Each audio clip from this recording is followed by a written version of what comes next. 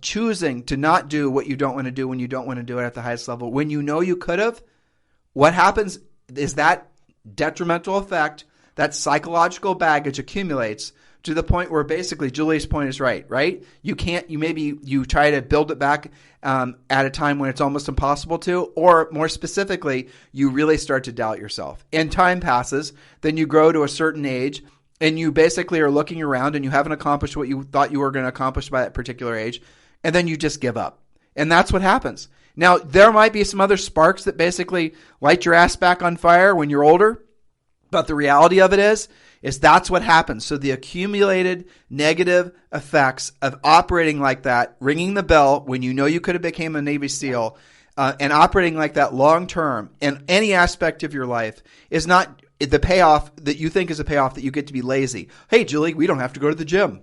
We're not going to go we're not going to work out. Well, I mean, but what happens is... Well, I would rather go than have to make the comeback and be sore for a week. Right. And at our age, frankly, if we stop going, we go to, pot really fast. Very fast. Yeah. I mean, well, and let me clarify on this, too. I think that you'll agree with this. It's not that we don't want you to reward yourself for your hard work, your well-earned commissions for...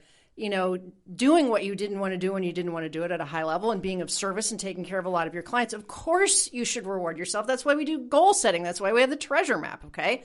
That's all true. It's the distance between that needs to shrink, right? Well, he's riding on past Brandon's performance. Sure. That's it. Maybe he needs to write a letter to future Brandon 60 days from now apologizing. Yeah. Well, I mean, we've had those conversations too, right?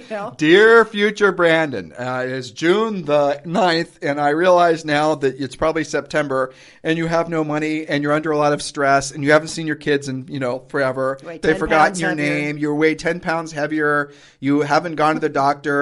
Your clothes don't fit. You smell funny. You're basically and good luck on that listing presentation that you have to win tonight on your comeback. Right, because confidence comes from doing what you don't want to do, not from dodging what you don't want to do. Exactly. And so that's ultimately what I hope you guys understand from my little story here, is that the work that is required to be successful consistently long term is less than the price you pay by not doing the work. And I mean that in the literal sense, the financial sense, but most importantly in the psychological sense.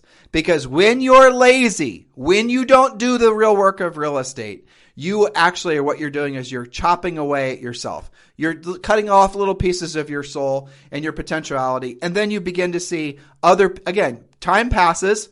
You look in the mirror. You look older. You think you're the only one at 50 that, you guys, some of you who are older, you know what I'm saying? You don't necessarily, when you look at yourself in the mirror, you're not objectively looking at yourself. You don't even see yourself when you look at the reflection. But that one day, for some reason, you just happen to be walking past a reflective window or some sort of surface, and you see that person looking back at you, and for that millisecond, you realize that's you. You have not consciously looked at yourself because you just tune it out. Subconsciously or consciously, your brain doesn't even register that you're looking at yourself. You know what I'm talking about. You start wearing baggier clothes to cover up different parts of your body where you're getting really fat, or you start doing little funny things to try to cover up the fact that financially you're not where you want to be.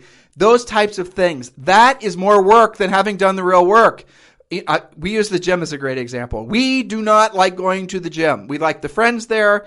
We like being done with it. That's it. Okay. But we do it every day because we know if we don't, in a very short period of time, we're going to see ourselves, and we're not going to be the people that we know we are on the inside. And the same thing happens with finances. The same thing happens with your spirituality in a lot of ways. The same thing happens with your relationships with family and other, it's the ringing of the bell when you know you could have become a Navy SEAL.